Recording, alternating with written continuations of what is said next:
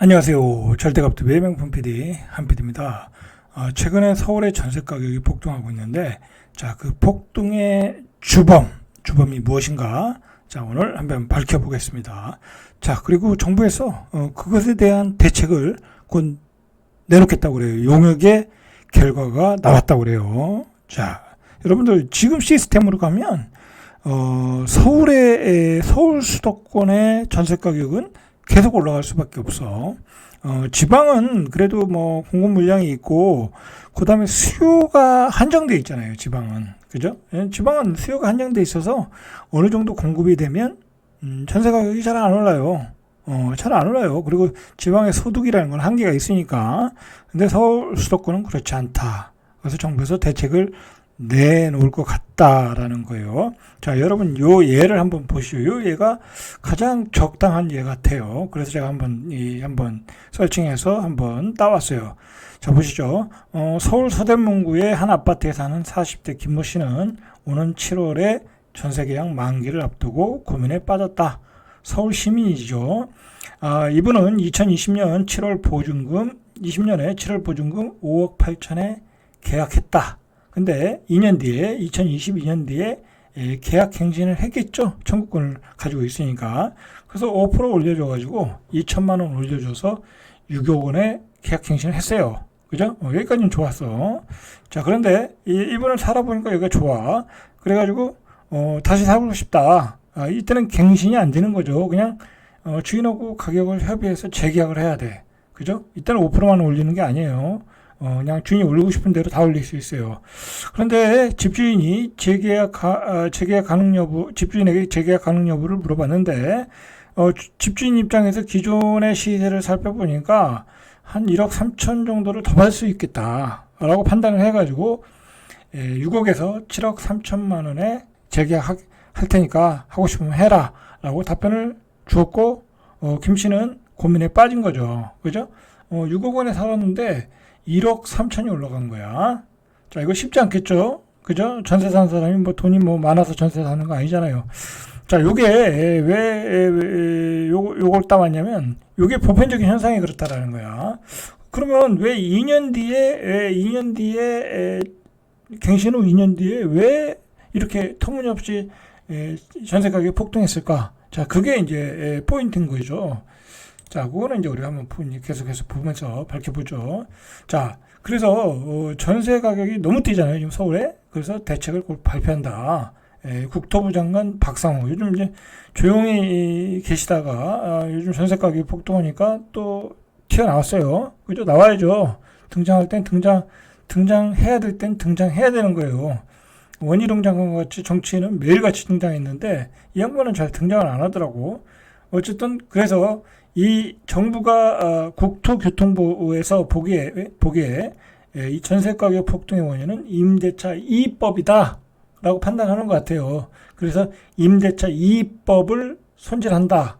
자, 계약 갱신을 하고 나서 전세 가격이 폭등하더라. 5%만 올렸는데 그 다음엔 더 오르더라. 그러면 그 계약 갱신할 때 5% 제한을 풀어야 되겠네?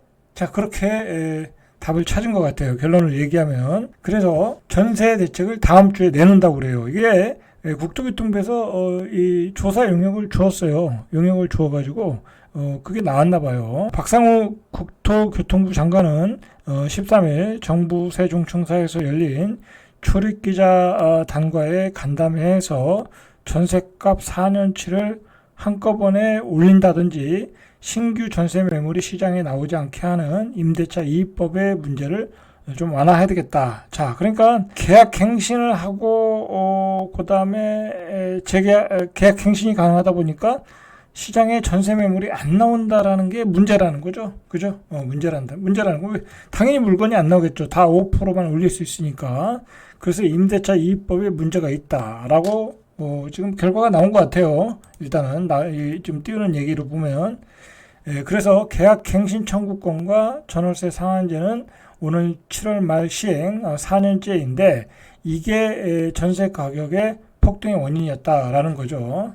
자, 이 계약 갱신 5%는 전세 가격이 너무 많이 폭등할 때, 좌파 정부 때 너무 많이 폭등할 때 임대차 3법으로 만드는 건데, 처음에는 뭐 임차인의 주거 안정이라는 어떤 긍정적 효과가 있었는데, 결과적으로는 전세 가격이 안정되지 않더라라는 거잖아요. 전세 가격을 안정시키기 위해서 5% 제한 룰을 만들었는데 그게 역효과가 나고 있더라라는 거예요. 그래서 나의 용역의 결과가 그렇다라는 거예요. 박상호 장관은 전세는 우리나라에서 수명을 다한 제도라고 생각한다. 그러면 뭐 전세를 대체할 뭐 다른 제도가 있나 보죠. 그죠? 그래서 그게 뭐냐고 보니까 기업형 장기 민간 임대주택 모델이라는 거야.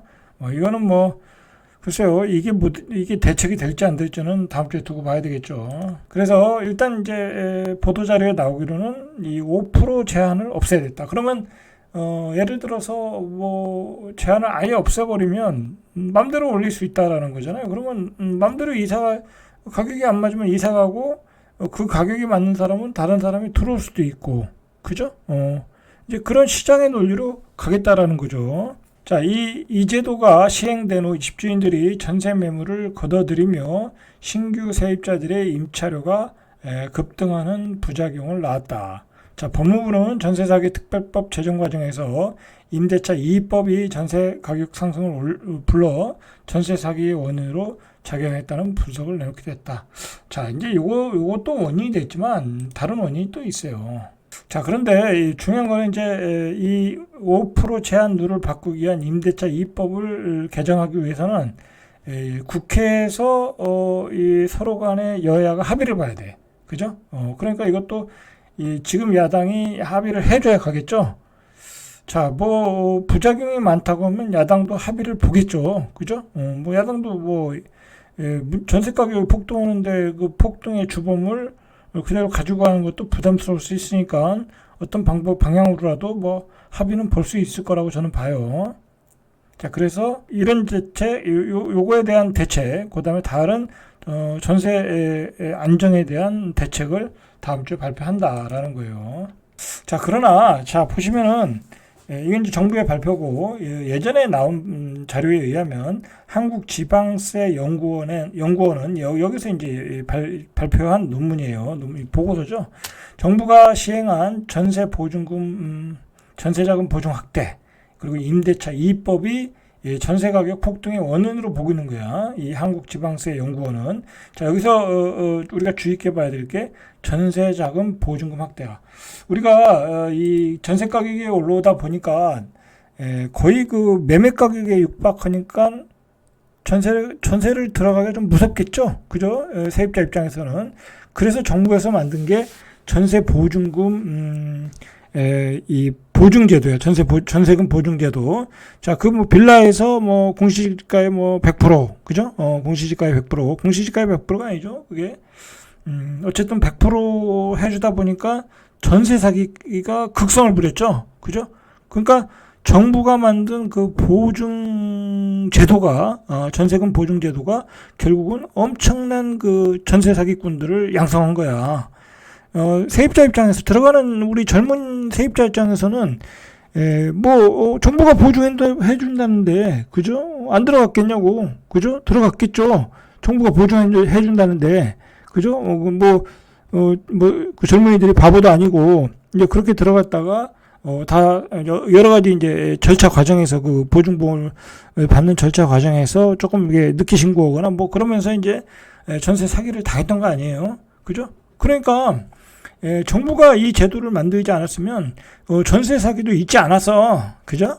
정부가 이 제도를 만들지 않았으면 우리 젊은이들이 매매가에 육박하는 그 전세 가격에 전세 살지 않았겠지. 월세로 살았겠지. 그래서 제가 이 전세 사기는 이 사회적 재난이다라고 말하는 거예요. 정부의 책임이 한 70%는 있는 거야. 그 전세 보증 보험 제도를 만들었고, 그죠? 일단 만들었고, 그 다음에 그거에 대한 필터링을 안 했어. 그죠? 아니야, 주인 한 놈이, 전세 사기 한 놈이, 200채, 300채 그렇게 하는데도 그거 하나 필터링 안 하고 있으면 어떡하냐고. 그죠? 그건 정부의 잘못이지. 그죠? 그래서 전세제도 전세 사기 이 특별법을 만든다는 이유가 그거예요. 만들어서 다 구제해 줘야 되는 게 맞는 거예요. 이거는. 자, 임상빈 한국지방세연구원은 지난 2019년 보증보험 가입이 크게 증가했고 2020년 기준금리가 인상되자 전세보증금 미반환 사고가 크게 늘어났다. 여러분, 이 보증보험 제도 때문에 엄청나게 갭 투자들이 이걸 활용했어. 그냥 이걸 활용해가지고 갭 투기를 수십 채, 수백 채 해서 떼돈을 번 사람도 있어. 그죠? 이게 결국은 투기꾼들이 이용했고 사기꾼들이 이용한 거야. 그죠? 그렇게 된 거야. 자, 이 제도가 문제가 있어요. 이 제도가. 그래서 다세대 주택가 같은 경우에 공시지가의 뭐 80%만 해주고 그러잖아요. 법을 바꿨잖아요. 법을 바꿨다는 건 뭐야? 정부가 기존에 했던 그 보증보험 제도가 잘못됐다라는 얘기죠. 그죠? 자, 이게 문제였다라는 거예요. 문제였다. 자, 이 보세요. 전세자금 대출은 임차 보증금의 80% 수준까지 제공하는데 일단은 보증금의 80%까지 해주는 거예요. 100%는 안 해주는 거예요. 근데 다세대 주택의 경우에는 공인중개사가 시세를 20% 이상 부풀려서 시세의 100%까지 전세자금 대출을 받을 수 있다면서 이제 그렇게 사기극이 벌어졌잖아요. 그죠? 감정평가도 뭐 이렇게 해서 악용하는 경우도 있고 시세를 또 올려가지고 이 보증보험을 다 받은 거야. 그죠? 다 받아가지고 들어갔다가 그걸 사기꾼들이 이용을 한 거죠. 그죠? 자, 그리고 우리가 이 전세 그 신혼부부나 젊은이들을 위해서 이 아주 저금리의 전세자금 대출이 많아요. 정책 금융이죠, 그게. 그런 확대를 많이 했어요. 이게 결국은 전세 가격 상승으로 가는 거야. 뭐 1% 특론 뭐 그런 거 있었잖아요. 자, 그런 거로 그냥 수요를 만들어 준 거예요, 정부가. 그죠? 건설 경기를 살리려고 전세 가격이 폭등을 한 거예요. 그래서 갭 투자들이 그걸 이용했고, 그러니까 이 뭐랄까 이 우리나라 이 주택 시장의 구조는 이 뭐랄까요 이 투기하기 좋은 시스템이야. 그죠? 전세 제도라는 것도 우리나라에만 있는 거고, 전세 보증보험도 정부가 만들어 줬고, 그죠? 그리고 정부가 젊은이들을 위해서 뭐 1%대 막 저금리 대출도 마구 해주고, 그죠? 얼마나 이 주택 시장에서 투기하기 좋은 시장이야, 그죠?